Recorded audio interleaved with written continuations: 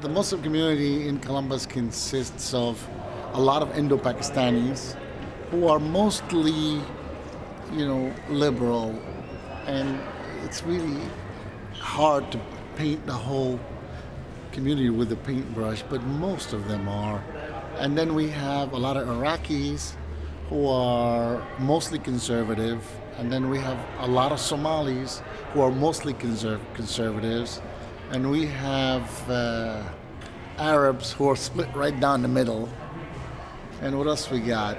And then we have Americans who are also split down the middle because we have a lot of American Muslims. The Somalis have been very successful. They have achieved some real landmarks in businesses and in organizations. And they have acquired a lot of restaurants, a lot of transportation companies, a lot of public service companies to serve their own communities. And they've established quite a few organizations that have been very successful. And they purchased a very large building on Mach Road, which is a very active mosque. And they've helped their other Somalis that came recently, because there was an influx recently of a whole bunch of Somalis that came to the U.S. and they came from other states, and there wasn't any money available, and they did very well in helping their new Somali immigrants, and it was really, really an outstanding, move for a community that's only been here for how many years? Because we're more educated in the American culture.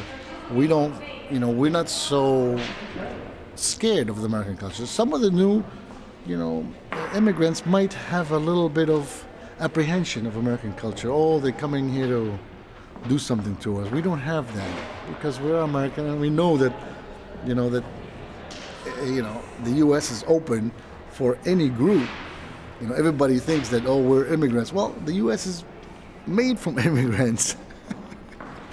The only ones are the Apache Indians that, that are indigenous, you know what I mean? So it's whether it was my father or your grandfather that was here first, it doesn't really matter.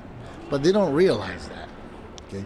They don't realize that the U.S. is made from immigrants, and it's the land of opportunity, and because of the political problems, they don't understand that, the Japanese had theirs during the time of Pearl Harbor, the Italians had their problems when they were fighting Mussolini, the Germans had their problems when they were fighting Hitler. It happens, and being an American, when America decides to fight your mother country, you feel like, like your mother and father have just beaten each other up, And it's a problem that other communities have had that problem. Okay, it's not a new problem to America, but for immigrants, it's a little bit hard to understand. No, they're all against us. Well, a couple of more years, things will quiet down, and, and inshallah, everything will be okay. And I'm from Brooklyn.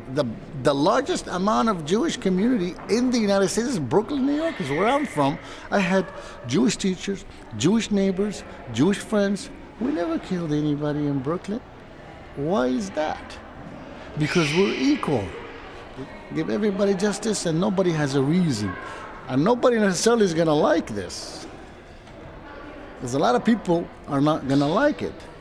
But what you want to eradicate is the person that has nothing to lose. The suicide bomber. That's the danger. That's the enemy. And the only way to eradicate him is give him a job. Give him something to eat. Give him a school for his kids. Give him a hospital for his children. When you give these little things, then he has something to lose. And there is hundreds of thousands of Palestinians who live in Brooklyn. Borough Park is full of them. And they all live together next to the Jews. And nobody's wearing any bombs or doing anything over there.